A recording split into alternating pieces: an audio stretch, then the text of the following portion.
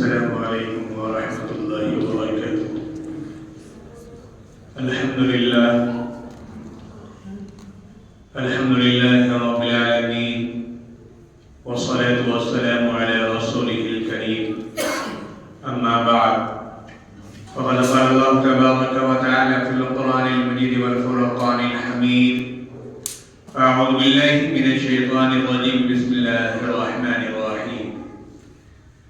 يا أيها الذين آمنوا كتب عليكم الصيام كما كتب على الذين من قبلكم لعلكم تتقون أياما معدودات.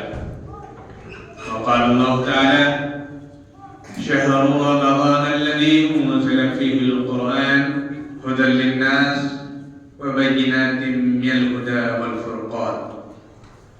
صدق الله مولانا العظيم، وصدق رسوله النبي الكريم، ونحن على ذلك من الشاهدين والشاكرين، والحمد لله رب العالمين.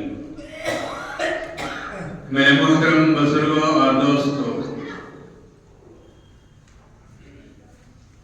اللہ کا لاکھ لاکھ فضل و کرم اور احسان ہے کہ اللہ تبارک تعالیٰ نے ہمیں رمضان المبارک کا مہینہ عطا فرمایا. پچھلے ہفتے آپ کے سامنے چند باتیں آئی تھیں اور میں نے یہ بتایا تھا کہ انشاءاللہ اگلے جمعے کو اور بھی باتیں آپ کے سامنے انشاءاللہ بیان کی جائیں گی. اللہ سے دعا فرمائیں کہ اللہ تبارک تعالیٰ مجھے قرآن و حدیث کی روشنی میں بولنے کی توفیق عطا فرمائے اور ہم تمام لوگ کو ان باتوں پر عمل کرنے کی توفیق عطا فرمائے. سب سے پہلے ہم اپنے آقا نامدار تاجدار مدینہ احمد مجتبی محمد مصطفیٰ صلی اللہ علیہ وسلم پر بلند آواز سے درود پاک پڑھیے. اللهم صل على محمد وعلى آل محمد كما صليت على إبراهيم وعلى آل إبراهيم إنك حميد مجيد. اللهم بارك على محمد وعلى آل محمد كما باركت على إبراهيم وعلى آل إبراهيم إنك حميد مجيد. معزز حاضرین، جیسا کہ ہم لوگوں نے دعا کیا تھا، نبی صلی اللہ علیہ وسلم کی دعا آپ کے سامنے آئی تھی: اللہم بارک لنا فی رجب و شعبان وبلغنا رمضان، کہ اللہ ہمارے رجب اور شعبان کے مہینے میں برکت عطا فرما اور ہمیں رمضان کا مہینہ نصیب فرما. پڑھا تھا نا بھائی؟ یاد ہے کہ بھول گئے؟ پچھلے ہفتے کی تو بات ہے. اتنی جلدی بھول گئے تو کیسے کام بنے گا؟ ہم نے یہ دعا کی تھی کہ اللہ ہمارے رجب کے مہینے میں اور شعبان کے مہینے میں برکت عطا فرما اور ہمیں رمضان کا مہینہ نصیب فرما. اللہ نے یہ رمضان کا مہینہ ہمیں نصیب فرمایا اور رمضان تمام مہینوں کا سردار ہے اور اللہ نے اس میں جو خاص چیز رکھی ہے وہ ہے روزہ. وہ کیا ہے؟ روزہ. روزہ اللہ نے کیا فرمایا قرآن میں؟ اے ایمان والو، تم پر روزے فرض کیے گئے جیسے کہ پچھلی امتوں پر روزہ فرض کیا گیا. کیوں کیا گیا؟ کچھ تو وجہ ہوگی. پچھلے ہفتے یہ بات ہوتے ہوتے بات دوسری طرف نکل گئی تھی. اللہ خود کہتا ہے کیوں روزے فرض کیے گئے؟ لعلکم تتقون، تاکہ تم پرہیزگار بن جاؤ، تمہارے اندر تقوی آ جائے، تمہارے اندر طہارت آ جائے، تمہارے اندر پرہیزگاری آ جائے، تمہارے اندر صاف دل ہو جائے، تمہارا دل صاف ہو جائے، تمہارا ذہن صاف ہو جائے. اس لیے ہم نے یہ روزہ رکھا ہے. اور روزے سے فائدہ کیا ہوگا؟ یہ جو 11 مہینے ہم گزارتے ہیں لہو و لعب میں، کھیل تماشے میں، دنیا کے کاروبار میں، یہ 11 مہینے ہم لگے رہتے ہیں. اللہ نے بھی ایک مہینہ عطا فرمایا ہے. کس لیے؟ یہ جو روح ہماری پراگندہ ہو گئی ہے، یہ روح جو ہماری گندی ہو گئی ہے، اس روح کے اندر جو اس روح کے اندر جو آلائش آ گئی ہے، اس روح کو صاف کرنے کے لیے اللہ تبارک تعالیٰ نے ہمیں روزہ عطا کیا ہے، تاکہ روزہ رکھو تو تمہاری روح صاف ہو جائے، تمہاری روحانی طاقت بڑھ جائے، تمہارا روحانی پاور بڑھ جائے، اور جب اللہ سے لو لگاؤ تو اللہ تمہاری دعا کو قبول کر لے۔ ہم گاڑی یا سائیکل کے اوور وائلنگ کیوں کراتے ہیں؟ تاکہ گاڑی آسانی کے ساتھ چلے۔ اللہ نے رمضان کا مہینہ اس لیے عطا کیا ہے، یہ جو روح گندی ہو گئی ہے، جب اس رمضان کے مہینے میں ہم روزہ رکھیں گے تو اللہ تعالیٰ روح کو پاک کر دے گا، تو یہ پھر اپنے لائن پر آ جائے گا، اور جب لائن پر آ جائے گا تو انشاءاللہ پھر جو ہماری زندگی کی گاڑی چلے گی وہ صحیح طریقے سے چلے گی۔ اس لیے اللہ نے یہ روزہ عطا کیا ہے۔ تو اس سے روحی نہیں، اس سے روحی طاقتور نہیں ہوتی، بلکہ جسم بھی طاقتور ہوتا ہے۔ یہ تو روحانی بات تھی، روح کی بات تھی، لیکن اللہ تبارک تعالیٰ اس روزے کی وجہ سے جسمانی طاقت بھی عطا فرماتا ہے، جسمانی قوت بھی عطا فرماتا ہے۔ وہ کیسے؟ 11 مہینے جب چاہا کھا لیا، جب چاہا پی لیا، جو چاہا کھا لیا، کوئی فکر نہیں، اس میں ٹھوستے رہے، ڈالتے رہے اس گودام کے اندر، سب کو برداشت کرتا رہا۔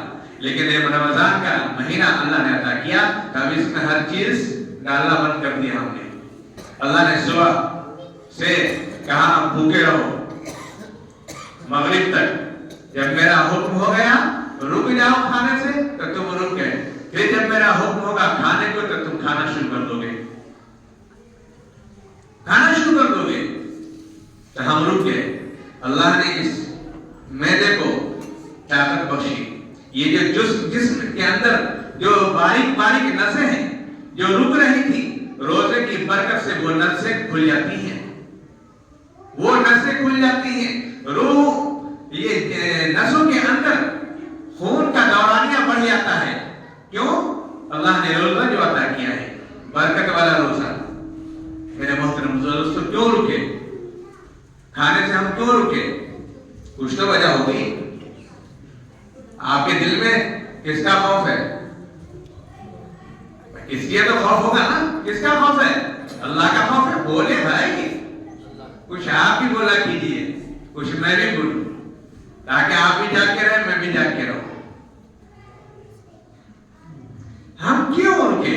اللہ نے صبح کہا صبح صادق سے پہلے بند کر دو کھانا پینا، ہم نے بند کر دیا۔ کس کا خوف تھا؟ اللہ کا خوف تھا۔ ہم جانتے ہیں کہ اللہ نے ہم کو پیدا کیا ہے، اس نے کہا کھانے سے رک جاؤ تو ہم رک گئے۔ گھر میں اکیلے ہیں، کھا سکتے ہیں، پی سکتے ہیں، لیکن اللہ کا خوف دامنگیر ہوتا ہے، اللہ کا ڈر ہوتا ہے، اللہ کا خوف ہوتا ہے، اس لیے ہم نہ کھاتے ہیں نہ پیتے ہیں، اللہ کے لیے روزہ رکھتے ہیں۔ اللہ کہتا ہے کہ جس نے روزہ رکھا اس نے میرے لیے روزہ رکھا، اس کا بدلہ میں خود عطا کروں گا، اپنے ہاتھوں سے عطا کروں گا۔ تو ہم نے اس رمضان المبارک کا سب سے پہلا جو جز ہے، چند عمل میں سے سب سے پہلا عمل جو ہے رمضان مبارک کا، وہ کیا ہے؟ روزہ ہے۔ روزہ ہم نے اللہ کے لیے رکھا ہے، اپنے دل کو پاک کرنے کے لیے، اپنے جسم کو پاک کرنے کے لیے، اپنی آخرت کو بنانے کے لیے، میری آخرت بن جائے۔ دنیاوی زندگی تو ختم ہونے والی ہے، فنا ہونے والی ہے، لیکن آخرت والی زندگی ہمیشہ ہمیشہ رہنے والی ہے، اس کو بنانے کے لیے ہم روزہ رکھ رہے ہیں۔ کیوں؟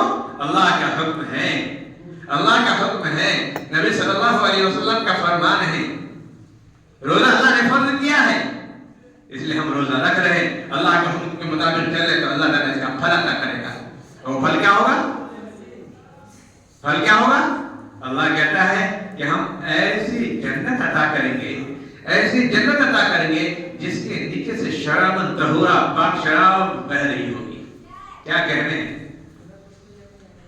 جس نعمت کو کھانے کا دل کرے گا، وہ آپ کے دل میں بات آئے گی، وہ چیز آپ کے سامنے حاضر ہوگی۔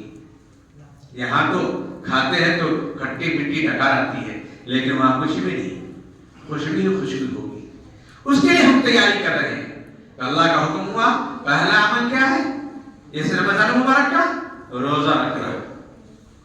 غور سے سنیے، دوسرا عمل اس رمضان مبارک کا تراویح کا پڑھنا۔ دوسرا عمل تراویح کا پڑھنا۔ تراویح امام ابو حنیفہ، امام احمد بن حنبل رحمۃ اللہ علیہ، امام مالک رحمۃ اللہ علیہ، امام شافعی رحمۃ اللہ علیہ، ان تمام کے نزدیک 20 رکعت نماز تراویح ہے۔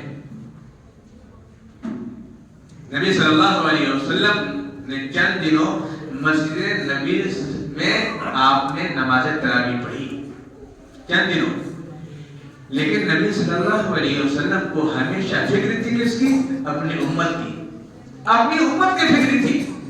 اس فکر کی وجہ سے نبی صلی اللہ علیہ وسلم نے چند دنوں کے بعد مسجد نبی میں نماز تراویح پڑھنا بند کر دیا۔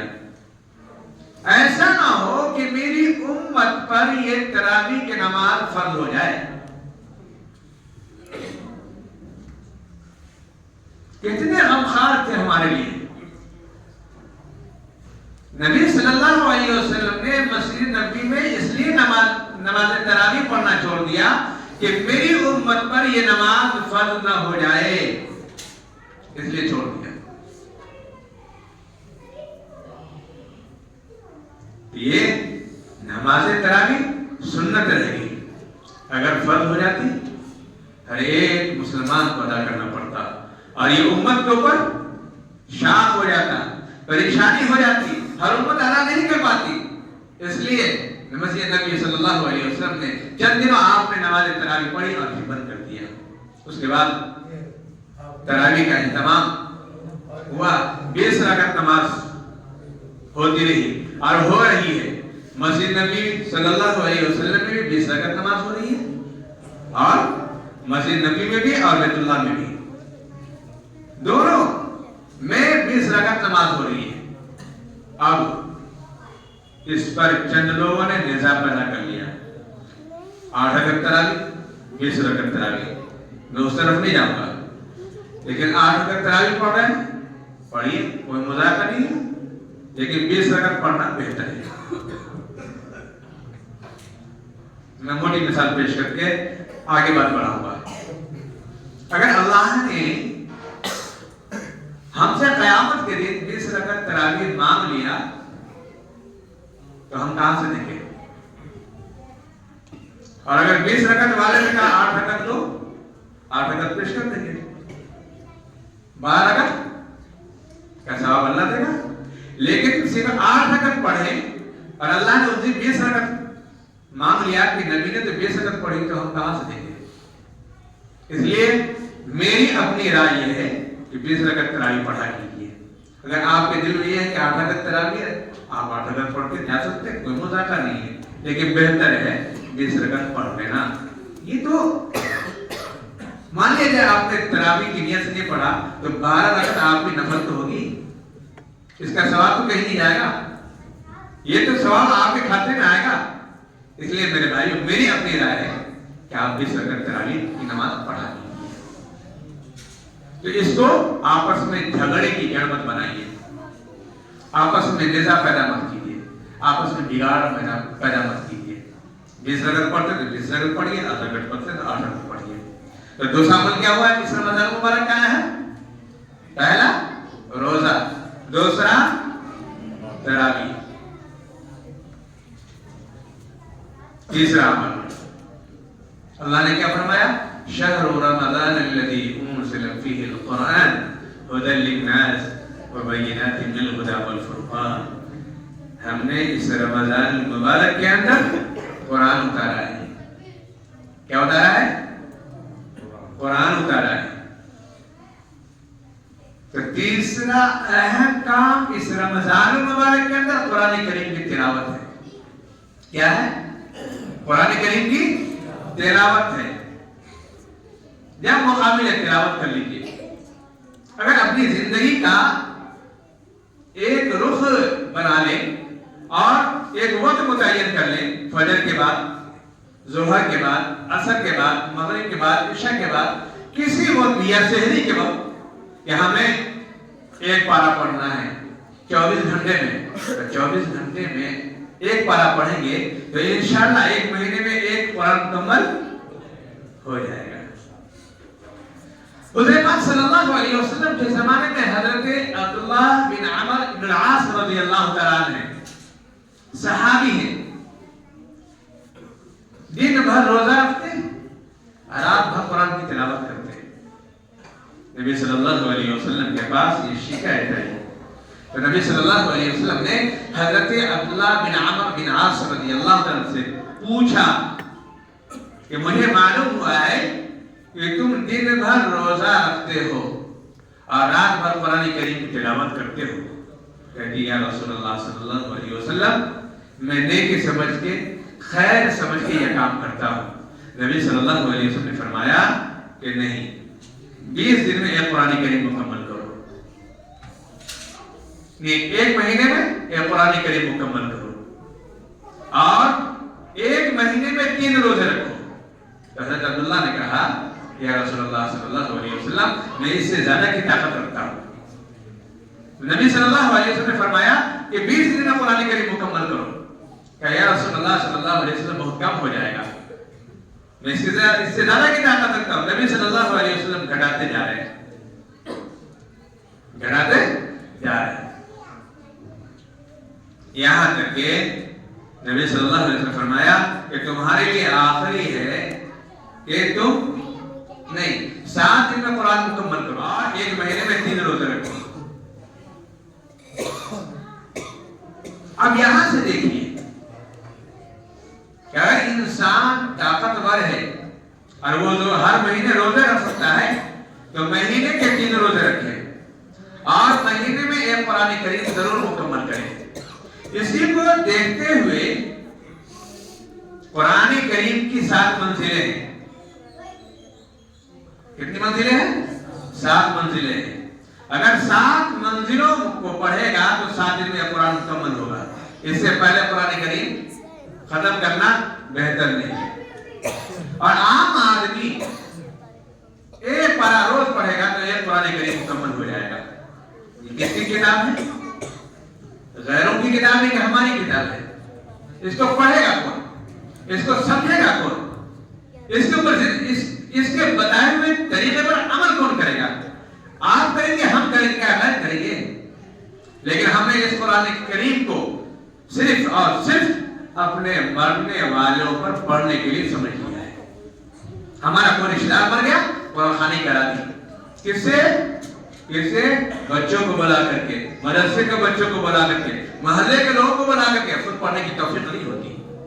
یہ قرآن پڑھنے کے لیے آیا ہے، یہ قرآن سمجھنے کے لیے آیا ہے، یہ اپنی زندگی کو سنوارنے کے لیے آیا ہے۔ جس نے یہ قرآن کو پڑھا، اس قرآن کو سمجھا، اس کی زندگی بن گئی۔ جس نے اس قرآن کو سمجھ کر اپنی زندگی بنائی، اس کی آخرت سنور گئی۔ میرے محترم دوستو، یہ قرآن آپ کے لیے آیا ہے۔ قرآن کریم کو پڑھیے، ترجمے کے ساتھ پڑھیے، یہ زندگی آپ کی سنور جائے گی۔ تو تیسرا عمل کیا ہوا؟ تیسرا عمل اس رمضان مبارک کا اہم کیا ہوا؟ قرآن کریم کی تلاوت کرنا۔ 3 ہو گئے، اب چوتھا عمل تو انشاءاللہ قرآن کریم کی تلاوت کریں گے، لیکن میں تو نہیں دیکھتا آپ لوگوں کو، معاف کیجیے گا۔ اب مسجد میں آتے ہیں تو میں نہیں دیکھتا کہ کوئی قرآن کریم اٹھا کے تلاوت کر رہا ہے۔ چند لوگ، چند گنے چنے لوگ،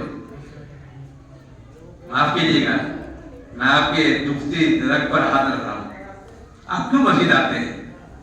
اللہ کی عبادت کرنے کے لیے، اللہ کو راضی کرنے کے لیے، اللہ کو خوش کرنے کے لیے، اپنے ثواب کو بڑھانے کے لیے آپ جب مسجد میں آئے، سنت پڑھ لیا، قرآن کریم اٹھائیے، چند آیتیں پڑھ لیجیے۔ کس کے لیے ہوگا؟ میرے لیے نہیں۔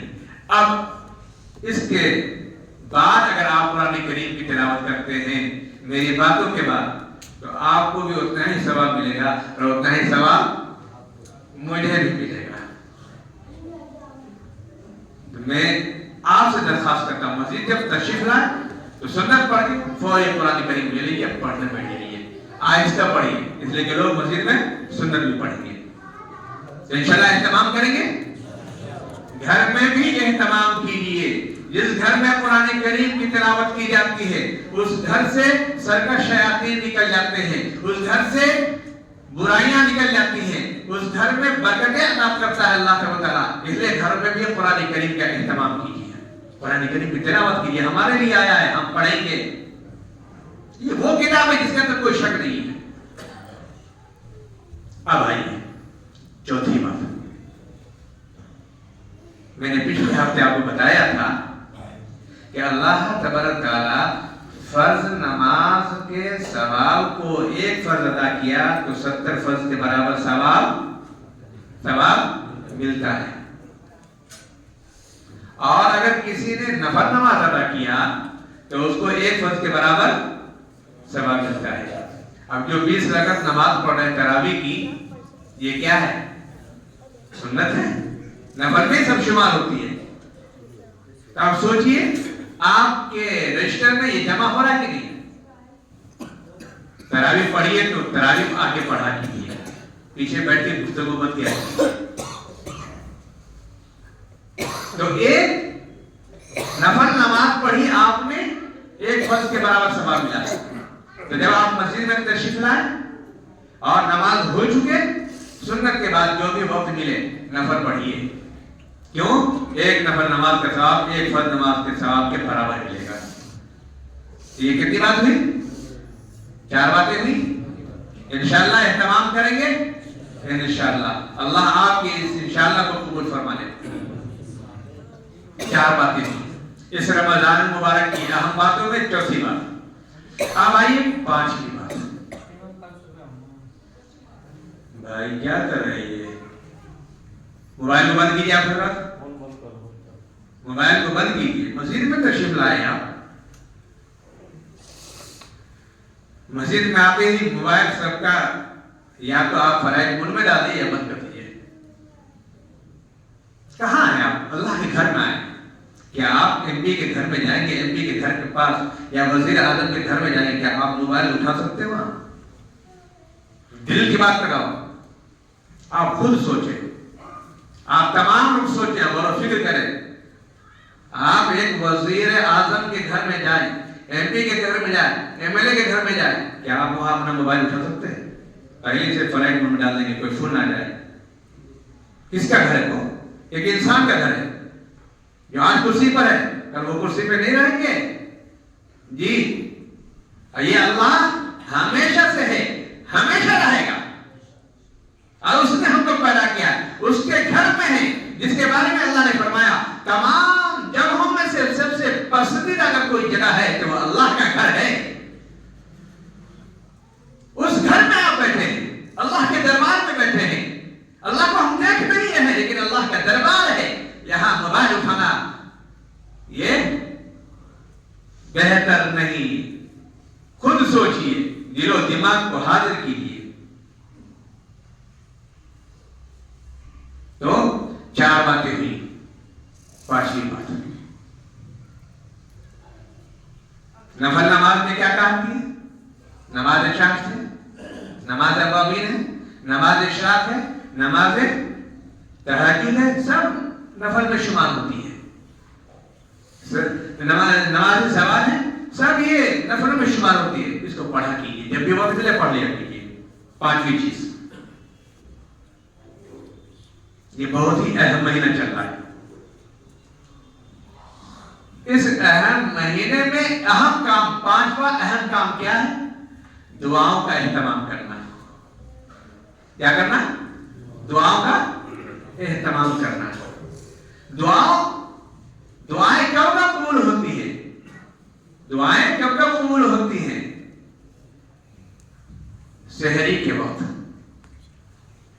نمبر 2 افطار کے وقت، نمبر 3 قرآن کریم کی تلاوت کرنے کے بعد، نمبر 4 نماز پڑھنے کے بعد، نماز پڑھنے کے بعد۔ ان وقتوں میں آپ قرآن کریم کے مکمل ہونے کے بعد، قرآن کریم مکمل ہو گیا، اس وقت جو دعائیں کی جاتی ہیں اللہ تعالیٰ دعائیں قبول فرماتا ہے۔ تو یہ مہینہ جو اللہ نے عطا فرمایا ہے جس میں سرکش شیاطین کو بند کر دیا جاتا ہے، تو میرے محترم دوستو، سحری کے وقت، افطار کے وقت، قرآن کریم کی تلاوت کے بعد، نمازوں کے بعد دعاؤں کا اہتمام کیجیے. یا اللہ میرے رزق میں برکت عطا فرما، میں پریشان بھی اللہ میری پریشانیوں کو دور فرما. اولاد نہیں ہے، اولاد کے لیے دعا کیجیے. گھر میں پریشانیاں ہیں، گھر کی پریشانی کو دور کرنے کے لیے دعا کیجیے. دعاؤں کا اہتمام کیجیے میرے بھائی. اللہ سن کے رہے گا انشاءاللہ. دینے والا وہ ہے، لینے والے ہم نہیں ہیں، اس کے ہم کوئی کمی نہیں ہے. وَعِندَهُ مَفَاتِحُ الْغَيْبِ لَا يَعْلَمُهَا إِلَّا هُوَ. تمام غیب کے خزانے کی کنجیاں اللہ کے پاس ہے. کسی چیز کی کوئی کمی نہیں اس کے ہاں. کمی تو ہمارے پاس ہے، کمی ہمارے اندر ہے. ہم اپنی کمیوں کو تلاش کریں. تو دعا کا اہتمام کیجیے. کیا صرف اپنے لیے؟ کیا صرف اپنے لیے نہیں میرے بھائی؟ صرف اپنے لیے دعا جب کریں گے تو آپ کی دعا قبول ہونے کے آثار نہیں ہے. اپنی دعاؤں کے ساتھ اپنے رشتہ داروں کے لیے، اپنے والدین کے لیے، اپنے بھائی بہنوں کے لیے، اپنے رشتہ داروں کے لیے، تمام مسلمانوں کے لیے، تمام عالم اسلام کے لیے دعائیں کیجیے. اللہ تعالیٰ کس کی وجہ سے ہماری دعا قبول کر لے گا یہ اللہ ہی جانتا ہے.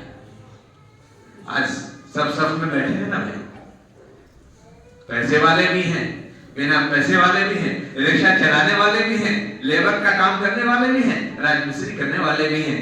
ایک ہی صف میں سب بیٹھے ہیں. آپ میں سے کس کی وجہ سے کس کی دعا قبول ہوگی کوئی نہیں جانتا ہے.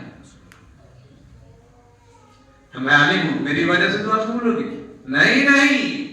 اللہ تعالیٰ تو کس کی وجہ سے دعا قبول کرے گا کوئی نہیں جانتا میرے بھائی. وہ رکشہ چلانے والا، وہ بنے کپڑے پہننے والوں کی وجہ سے دعائیں قبول ہو جاتی میرے بھائیوں. ہم یہ فخر کرنا چھوڑ دیں کہ ہماری وجہ سے دعائیں قبول ہوتی ہے. نہیں میرے بھائی، اللہ کے قریب کون ہے اللہ جانتا ہے میرے بھائی. پھٹے پرانے کپڑے والا ہے، گندا کپڑا ہے اس کی وجہ سے دعائیں قبول ہوتی ہے، یا ہمارے جیسے چمکتے ہوئے کپڑے والوں سے دعائیں قبول ہوتی ہے؟ یہ کوئی نہیں جانتا، یہ صرف اللہ جانتا ہے. اس لیے غریبوں سے بھی دل لگا کے رکھیے، غریبوں کا خیال کیجیے. اللہ تعالیٰ زیادہ تر غریبوں کے دلوں میں بستا ہے جی. اس لیے ہم غریبوں کو حقارت کی نظر سے نہ دیکھیں. کس بچے کی وجہ سے دعا ہماری قبول ہو جائے کوئی نہیں جانتا. کسی بزرگ کی وجہ سے دعا قبول ہو جائے کوئی نہیں جانتا. اس لیے میرے بھائیوں، اس رمضان مبارک میں 5واں کام کیا کرنا ہے؟ دعاؤں کا اہتمام کرنا ہے. یہ 5 باتیں بتائی. رمضان مبارک کے 5 اہم کام آپ کے سامنے، آپ کو ہم نے سپرد کیے. پہلا کام رمضان مبارک کا روزہ رکھنا. کون ہو گئے؟ بالغ ہو گئے، روزہ فرض ہو گیا. ہاں کوئی بیمار ہے، بوڑھا ہے، روزہ نہیں رکھتا ہے، وہ اس سے بری ہے لیکن اس کو فدیہ دینا پڑے گا. اس طرح میں نہیں جاؤں گا.